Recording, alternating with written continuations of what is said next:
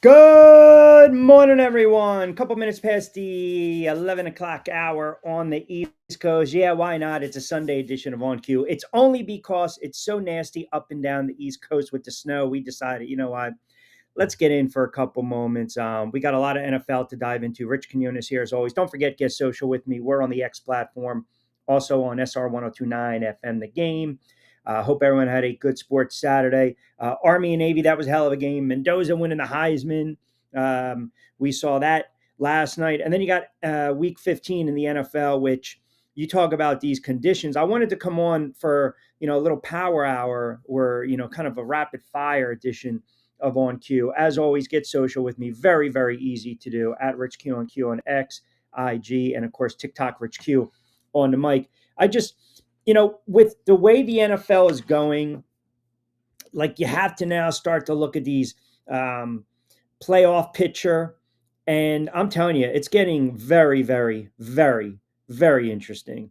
It really is. And now you've got the slop and you've got the nastiness of the weather. And depending upon where you're in New York, Philly, Delaware, DC, Jersey, it looks like a watch show at the Link in Philadelphia. It's going to be nasty at MetLife and Giants Stadium. I mean, the weather is going to wreck and just wreak havoc today in the NFL with some of these teams. And, it got me really thinking that it is a very, very huge opportunity for some of these teams. So we're going to kind of run through the gamut of this weekend in the NFL. As I mentioned, Fernando Mendoza becomes the first Indiana Hoosier to win the Heisman. So congratulations to him. He claimed 2,362 points, 643 first place votes.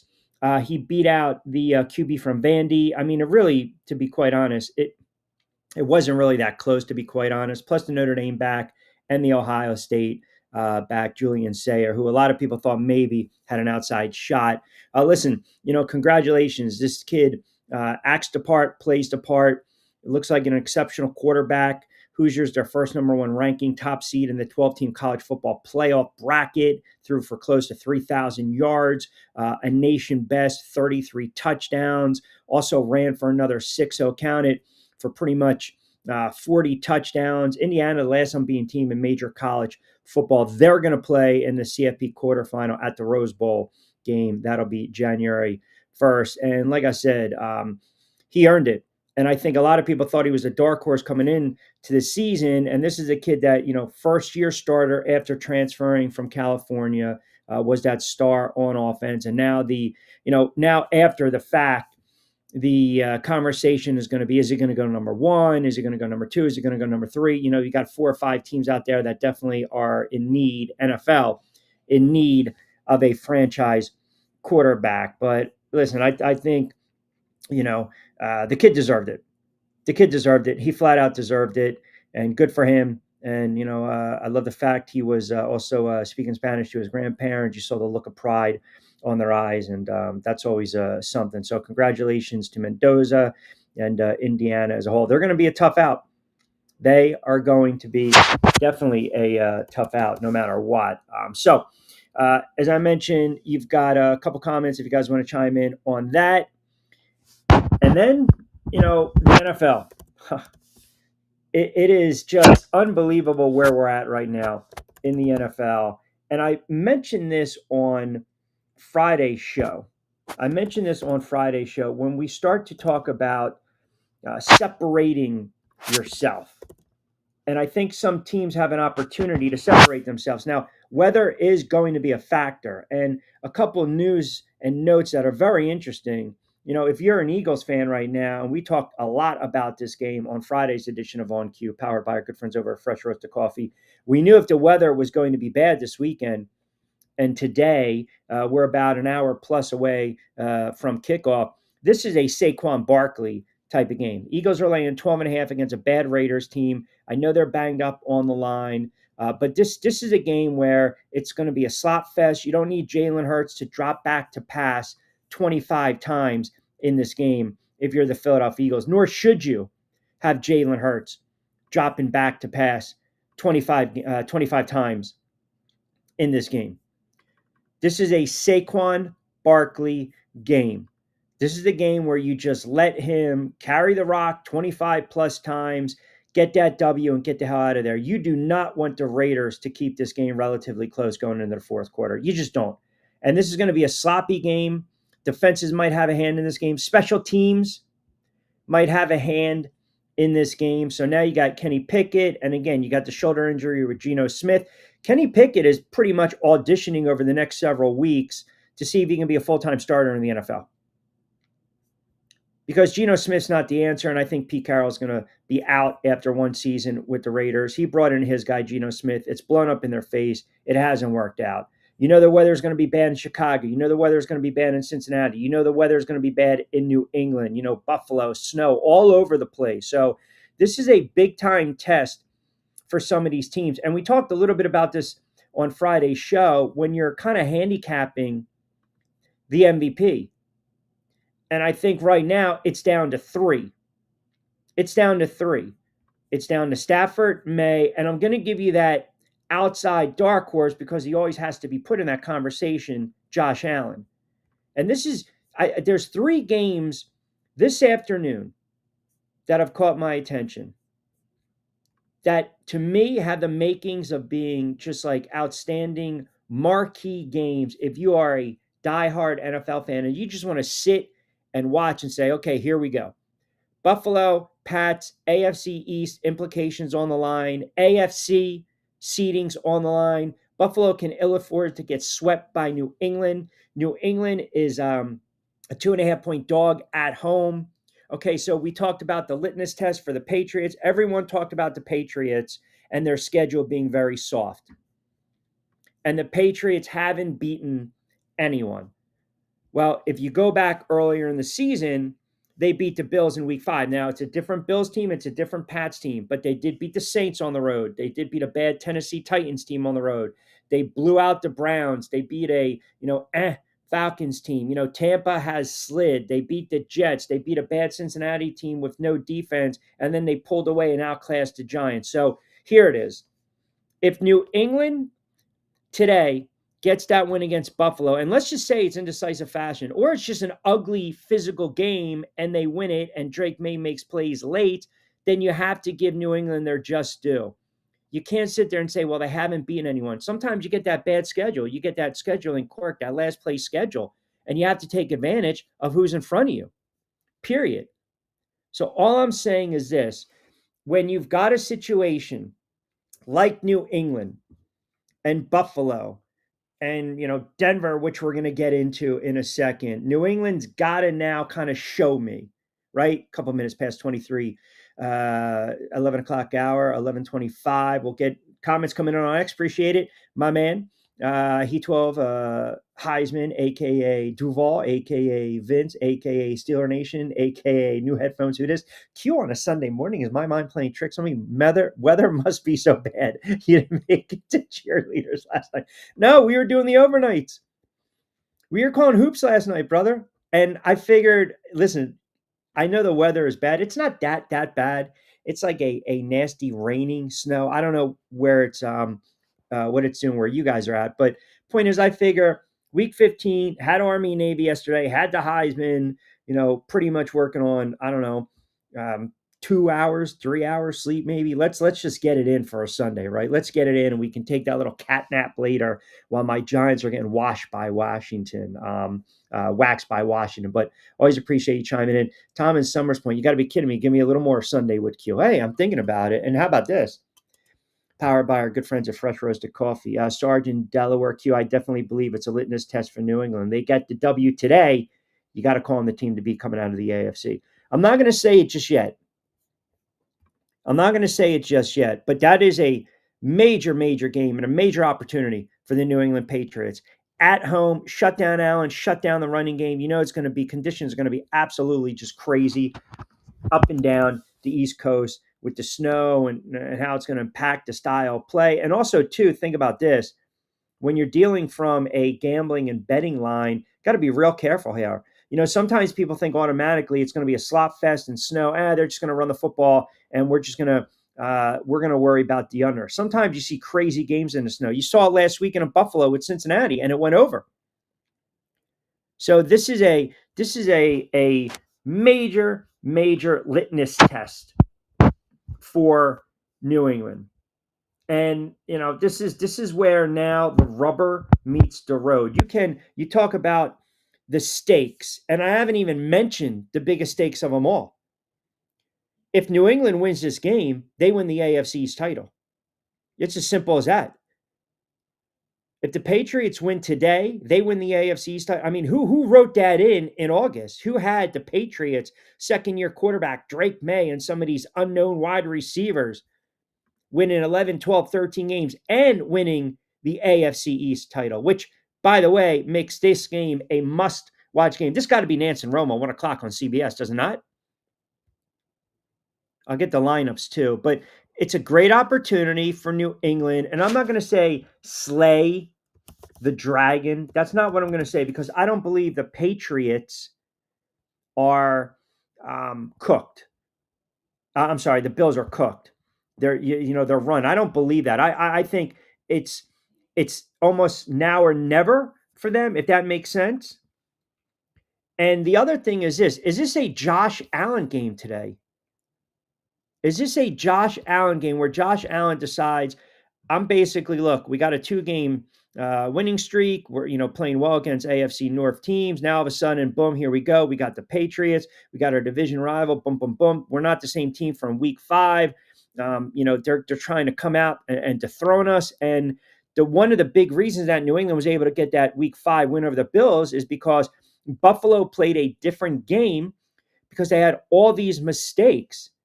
And, James Cook ran for 100-plus yards in 3 of those first 4 games. He was running all over the place.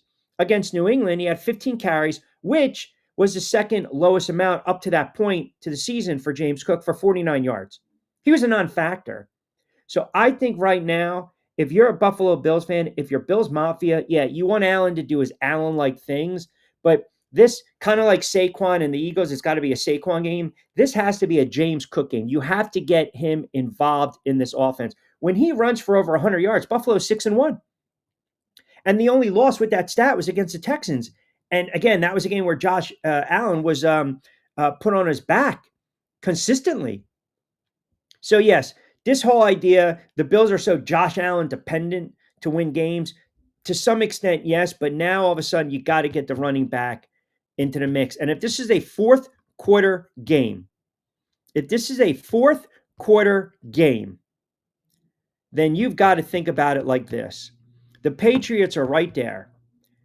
They're down in this game. You got Drake May, AFC East title on the line. I'm growing up. I'm going to make the play. I'm going to have that drive. I'm going to have my defining moment. That's what's at stake. And the odds would tell you take a Josh Allen in that situation, even though it's on the road.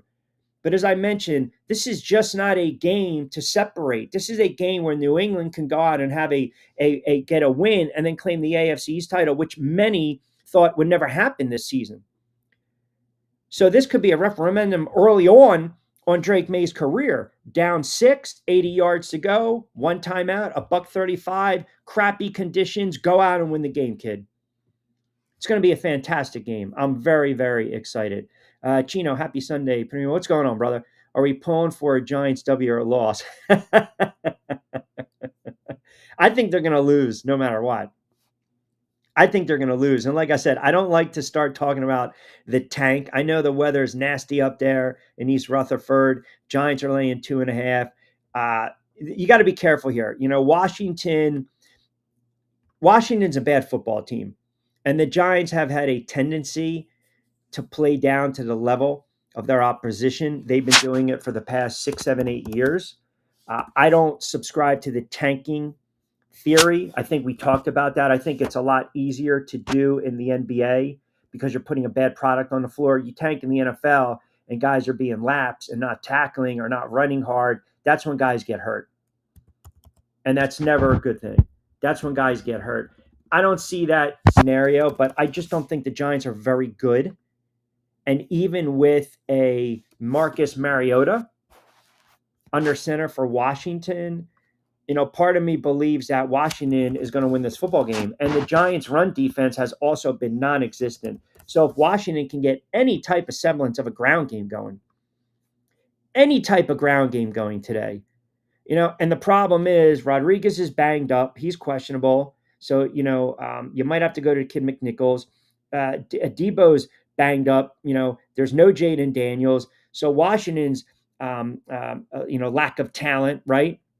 They're void of some talent. McCaffrey's on the injured reserve as well. So, you got to sit there and say, who's going to step up for Washington? Is Mariota going to beat the Giants with his legs? Is he going to do it with his arm in bad conditions? Uh, and if you're the Giants, you already know this. Special teams stinks. This game today might be won or lost. I'll tell you this right now, Chino. This game might be won or lost when it comes to special teams. This could be one of these, 18-16 type of games, 17-14, especially if the conditions are really bad and you got that gust and you got that wind and you got a little snow and you got some rain. It does not make for an entertaining brand of football. And I think it actually, you would think, okay, back in the day, it plays into whose hands? The Giants' hands because of their defense. Totally different animal. It is a totally different animal right now. So I would not, you look at this game, you want Jordan. You want, I was thinking Jordan Love. You want Jackson Dart to just get out of this game unscathed.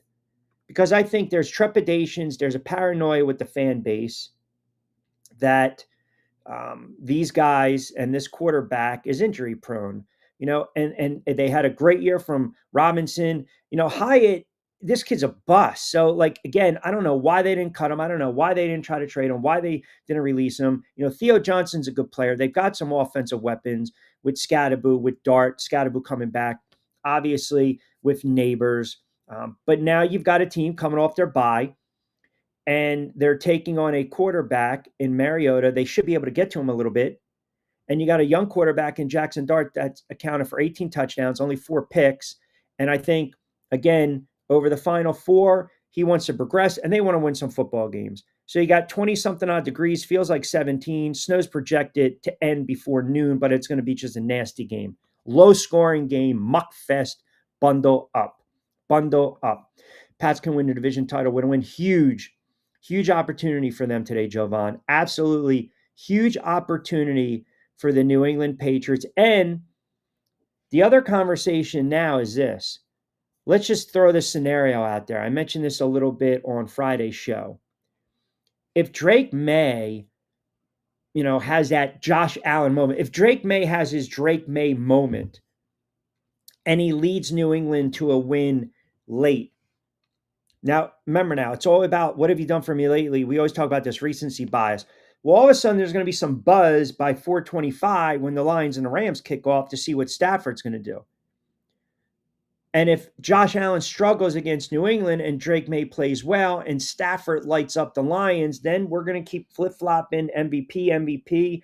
Is it going to be Drake May? Is it going to be Matthew Stafford? But all these quarterbacks care about right now is a win. Green Bay, Denver, monumental game. Lions, the Rams. I think the Lions right now, must-win situation. Some of these teams on the outside looking in. How about the Panthers? Prime opportunity for them to take control of the NFC South today. Can't play down to their competition, New Orleans. Yes, it's a great point. I had the Panthers making the playoffs. I felt that when they were going to be this fringe playoff team, and I mentioned this to Lloyd, I just thought protect the quarterback, change the culture, give them some weapons, run the football a little bit. You look at the schedule, you look at that division. It's not a really good division, okay? It's just not. It's just not a very good division. And to Jovan's point, it's an opportunity for a young ascending team to grab it. It's right there for the for the Panthers. I mean, they're 7-6 right now. They don't score a lot of points. They just don't. They've had some games where they've scored 30. I mean, they put up 31 against the Rams and 30 against the Falcons, but they also didn't do anything against the Patriots. They lost by 30-something against the Bills. They only scored 13 against the Jets. So this is the game today, to Jovan's point, where You're on the road, pristine conditions. You don't have to worry about anything. You should beat a bad Saints team that's had issues converting third down, that's had issues getting teams off the field, and that's also had issues scoring points consistently. Now, you want to sit there and say it was an aberration. That shows how bad Washington is. The Saints beat them 24-20, and I still like Washington over the Giants today. Maybe subconsciously, I do want the Giants to lose out. But the Saints are not a good football team. And Tampa Bay, with that loss on Thursday night to Atlanta, screwed themselves. Tampa Bay had the Division One. I mean, or at least they could have been a front runner, right? Sanders outplays Williams today. Does it say more about Sanders or Williams, especially given the weather? No, I don't think it says anything about either one, because it's apples and oranges. I'm going to tell you why. Caleb Williams has played really, really well. And everyone's going to try to draw the parallel. Well, Caleb Williams, Chicago, waiting for the other shoe to drop, 9-4, second in the NFC North. Well, guess what? This kid is making plays, and he is still the number one overall draft pick when the Bears drafted him. He's a top draft pick. The offensive line has kept him upright. I think that's been the biggest difference. I think Cleveland, the Bears are going to try to run the football. I think it's going to be difficult. Again, given the conditions, I think you have to run the football. But I think Williams has shown you that obviously he can be a starter. He can win some games. He's a tough quarterback. They're starting to buy into him. They're believing in him. And I also believe it speaks more to the head coach and the system. You fire the head coach, you give the GM a contract extension, and then you bring over Ben Johnson, and they've been able to run the ball. They're averaging close to 4.9, 5.1 yards a carry, close to 5 yards. And that's helping them out. If you go back and you watch, a lot of times when they run it on first and second, you get a couple chunk plays here and there from the kid out of Rutgers and then DeAndre Swift, and they make plays. Manungai, they make plays, and they've got some good wide receivers. And he's also not really turning over the football because they're helping him in the pass game.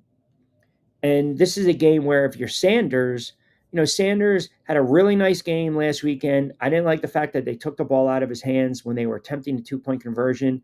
He showed you he can make some throws. That one throw in the corner of the end zone, little coffin corner, was a gorgeous toss. This is a tough ass for Cleveland on the road against a Bears team that needs this game. So to Jovan's point, if we want to take the Panthers serious, Panthers take care of the Saints. If we want to take the Bears serious, they have to beat the Cleveland Browns. Like, you can't lose this game if you're the Bears, especially how things are shaping up in the NFC North. You just can't. I think the Detroit Lions they're in trouble today. I believe they're in trouble today. I didn't think they were going to have this down of a year, but they've had some major issues on both sides of the football. The offensive times, it is hit or miss. It's very inconsistent. They can't get teams off the field on third down. That's kind of a bugaboo across the league. The Eagles are dealing with that same thing. The Eagles can't get teams off the field on third down. The Eagles don't know how to convert third down. That hurts your offense, obviously, because you're giving the ball up 3 and out and you're putting the football away. The Lions have had some of those issues. In years past, this was a team that would go some games without punting.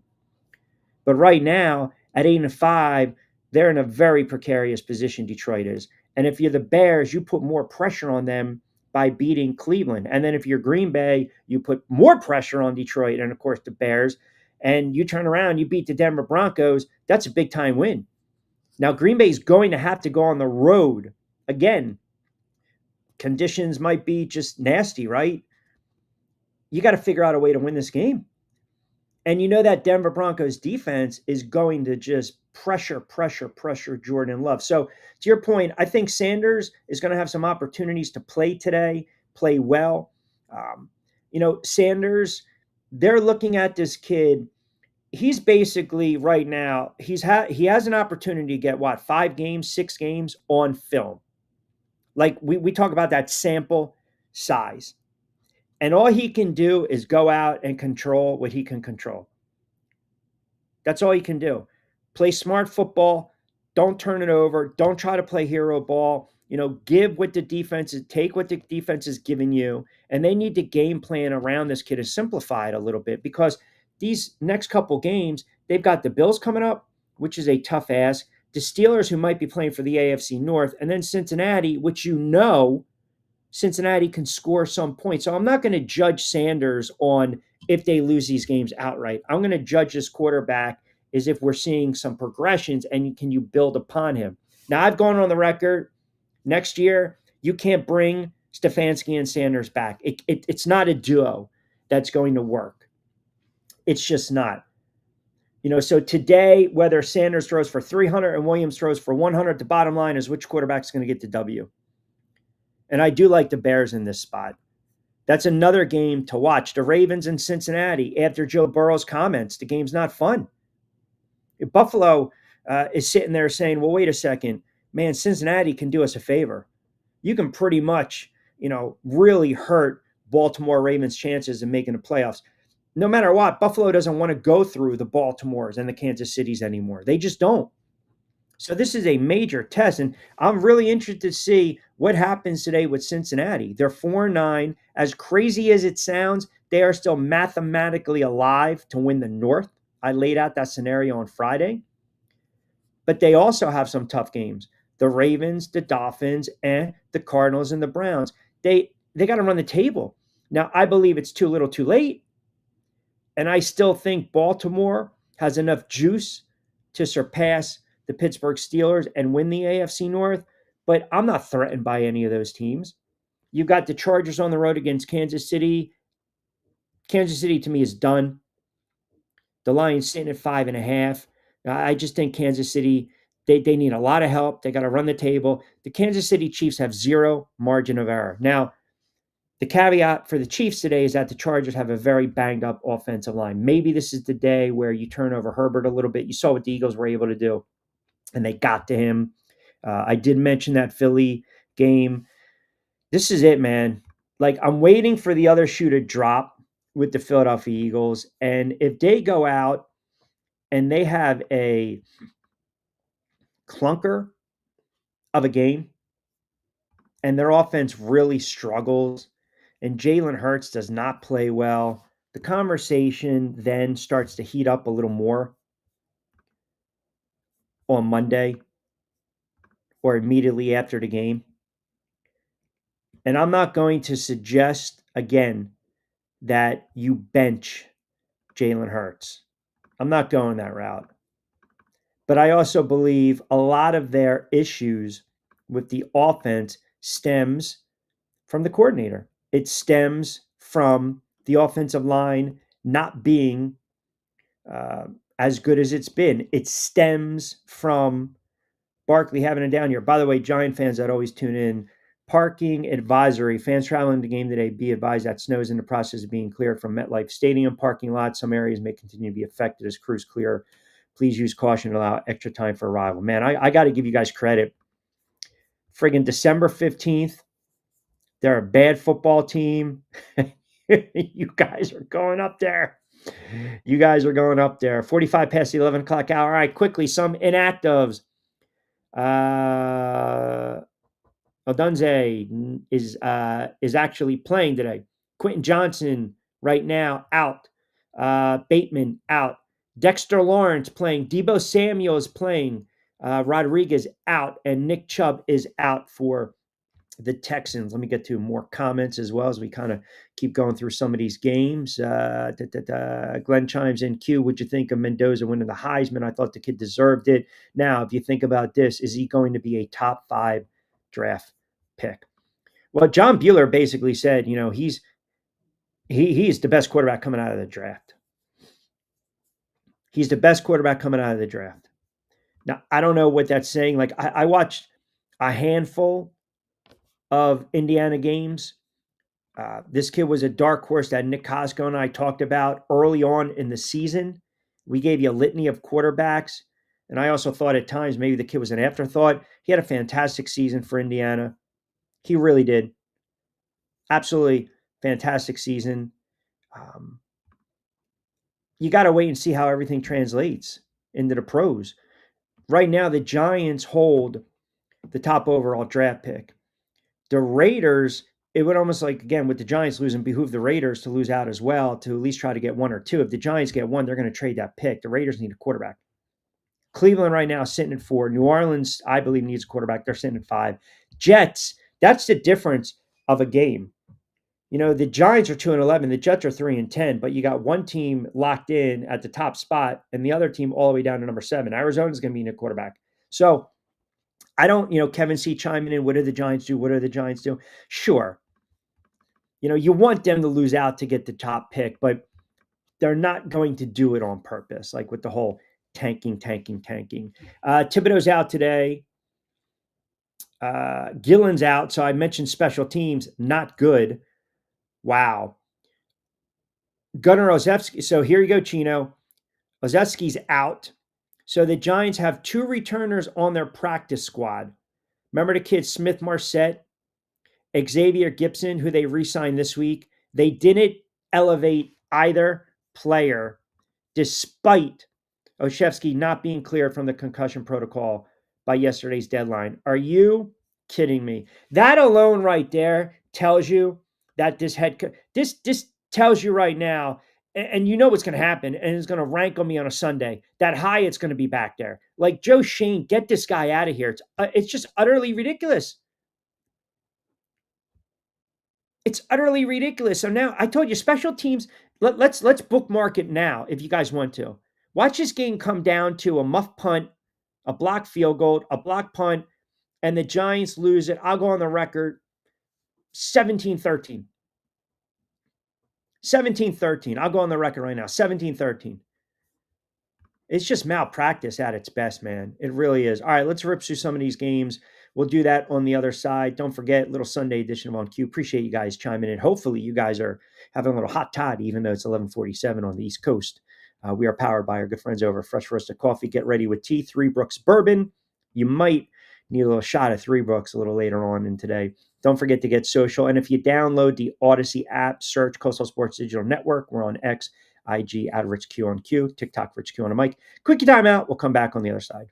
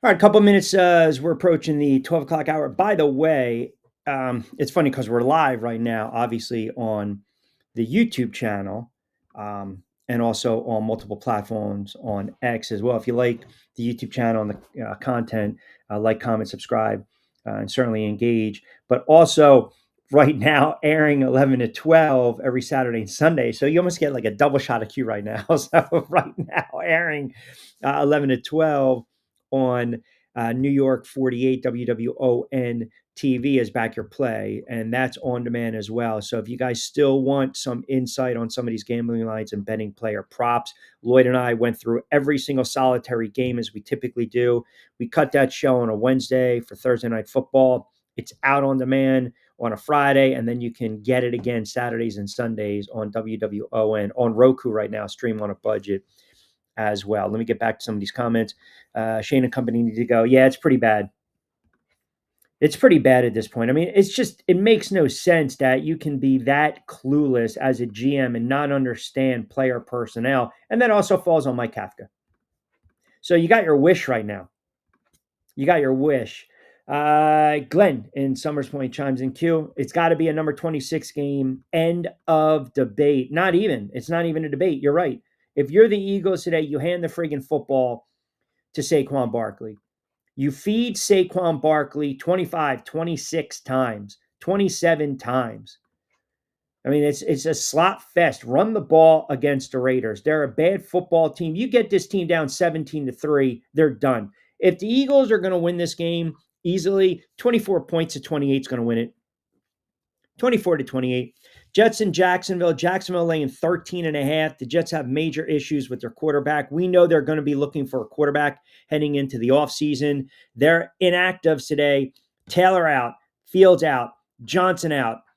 McGregor out. Smith, their defensive tackle. Mason Taylor, their tight end. So no surprises there. And oh, by the way, brace for it, Brady Cook gets the nod today for the Jets. And it might be an ugly game. It might be an ugly game, but here's my kind of look, but don't touch. To be quite honest with you, I would not take this game at all. I would not touch this game. It's a Jacksonville win. It's just a question of how many. Cardinals and the Texans. Texans defense playing really well. That's a double-digit line as well. 10.5. Totals 42.5. I like the Texans in this spot. That Green Bay and that Denver game, that line's dropped a little bit. Now, Green Bay is a 1.5-point favorite on the road against the Denver Broncos. I think this comes down to defense. Can the Denver Broncos shut down Jacobs? Can they slow down that ground game of the Green Bay Packers and then force Jordan Love to beat them? Now, you can throw a little bit here and there on Denver, but Denver's run defense is good. Now, if that Green Bay line can't hold up and Denver's starting to get a lot of pressure on Jordan Love, this can be that defensive struggle that plays right in the hands of the Denver Broncos. It plays right in the hands of the Denver Broncos. And here's the other thing you got to keep in consideration. How healthy is Jacobs, right? He's got that knee injury. He's expected to play, but again, didn't practice Wednesday, Thursday. You got to be very mindful that you have another game in 6 days in Chicago. He's expected to play, but that's a situation to monitor. You don't know how effective Josh Jacobs is going to be. You just don't know. So I think this should be a Denver defensive type of game. I think they're going to stack the box a little bit, dare Jordan Love to kind of beat them, and we'll see if he can. This Indianapolis game, I didn't even mention it. Indianapolis and Seattle. Seattle's laying 13.5. Phillip Rivers is going to start. Is this malpractice? I mean, is Phillip Rivers going to go out there and get hurt? This is like I don't like this spot at all.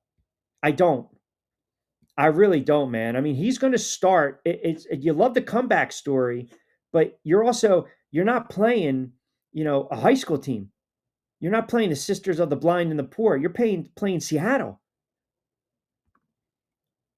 And Seattle's got a really good defense. It's one of the best in the NFL.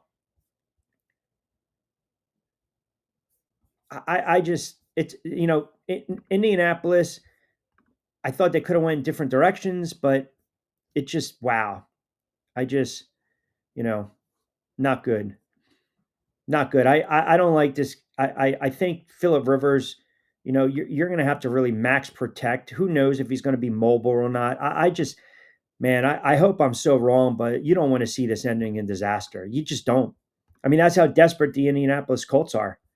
Emmanuel Wilson, the backup, is dealing with an illness for Green Bay. Yeah, so there you go. So now you got issues across the board. Do you not? You got issues across the board, and that plays right into the Denver Broncos' hands. It really does. So you got Jacobs questionable. You got the kid Wilson questionable, who's averaging right about 4.3 yards a carry, 4.2 yards a carry this season. So, it's not, you still want him out there to spell to give Josh Jacobs a blow and get some carries. Now, he had a pretty big game a couple weeks ago against Minnesota. This kid had 26 touches for a buck seven, and he scored 2 touchdowns. And he's got 3 on the season. 2 came in that game. So if Green Bay can't run the football, that plays right into the Denver Broncos' hands. It's one of the reasons I like Denver in this game. It's really one of the reasons that I like Denver in this game. The Lions and the Rams, we talked a lot about this game on Back Your Play. To me, the Lions they're having that down season. This could be that wild shootout. Who has the football? Who has the football in their hands last? Late in this game, the Rams can score a lot of points. This is why I'm so impressed with the Rams. It's very rare that you have a quarterback and a head coach that are on the same sheet of music. And you've got McVay's an outstanding head coach. He really is. He's an outstanding head coach.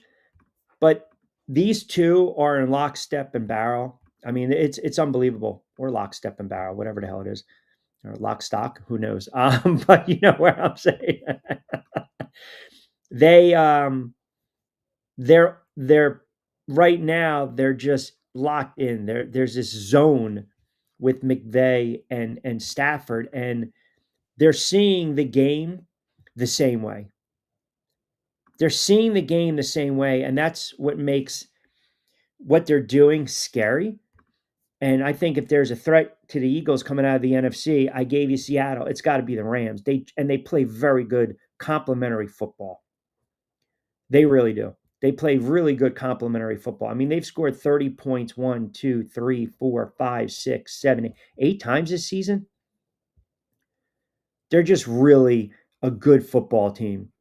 They play defense. They can run the football. They've got weapons. Stafford, at his advanced age, playing the best football of his career, and the coach and the quarterback on the same sheet of music, and it's a thing of beauty. The Lions are going to have their hands full. But the other thing is, this game, even if it's a wild game or a physical game, then all of a sudden the Rams got to turn around and go on the road and play Seattle. So the Rams right now at 10-3, and what do you think the Rams are thinking about? At this point, the Rams, yes, you get that dub, but you're also thinking about home field advantage. Seattle's 10-3, Rams are 10-3. Next week, I might decide home field advantage in the NFC. Fast approaching 12 o'clock. A couple more comments before we get out of here. Don't worry. We got a lot to get into tomorrow. Obviously, we'll do the Monday night game. We'll dive into that. Sorry, but, let's just be honest. Miami. You got the Vikings and Cowboys. That's later on today as well. That's a game we talked a little bit about, Sunday Night Football. Cowboys still mathematically in it. The Vikings are going to be looking for a quarterback. You got the Titans and the 49ers. I don't know right now. I think that McCaffrey was, what else is new, added to the injury report. He is expected to play, and he's had a phenomenal season. I don't, listen, any other year these quarterbacks have a down year and this team wins 11, 12 games, you would make a case for Christian McCaffrey as MVP. Right now, if you look at his overview, he is right around 1,000 yards, and he'll be right around 1,000 yards receiving, which is incredible. Ironically enough, right? Roger Craig back in 85, first back to do it, also led the league in reception as a running back. So that's just a staggering stat. So then you got the lay of the land. So like I said, we just wanted to squeeze in a little power hour on this Sunday for about 45 minutes. I can tell you this, we might have to double up if for some reason the Philadelphia Eagles turn around and they lose this football game. Lane Johnson dealing with that Liz Frank sprain, likely to return to practice this week, which means I'll have an opportunity to take on the Commanders December 20th and back for that Bills game December 28th. And we all know what this offense does when Lane Johnson is not out there, what this team does when Lane Johnson is not out there. So you got a lot of storylines this weekend in the NFL. Today, you've got marquee matchups, you got, playoff seedings, you got some teams that have their last gas, and you got some teams that are trying to make a statement. And it's going to be very fascinating later on tonight, tomorrow, when we're back on the air and we're talking about, okay, are the Chiefs done, right? Are the Patriots now the team to beat? What's going on with the Eagles? Did they right their ship? Oh my God, did you see what happened in that Green Bay-Denver game? How about Stafford in that game at home with the Rams? I mean, Seattle putting a hurting on Phillip Rivers. It's just absolutely insane. But you love this part of the NFL. You love this window when we start to get into the heart of the season, right? The championship rounds in the NFL. This is kind of where you separate the boys from the men, the 14, 15, 16, 17 week. And here we go. Week 15, right among us, about 60 minutes away. All right, so that's going to do it on a Sunday edition of On Cue, powered by our good friends over at Fresh Roasted Coffee. Get ready with tea, Three Brooks Bourbon, and Play It Again Sports. Appreciate the comments. I will hit you guys up on X as well. And who knows, if something crazy happens today, we might pop on later on today. That's the beauty of doing the show on the channel, SR 1029 FM The Game, and of course on X. No restraints. We can come on and pop on anytime we want, but typically you guys know to get me every Monday to Friday, 4 to 6. Don't forget to download the Odyssey app, search Coastal Sports Digital Network. You guys have a wonderful football Sunday.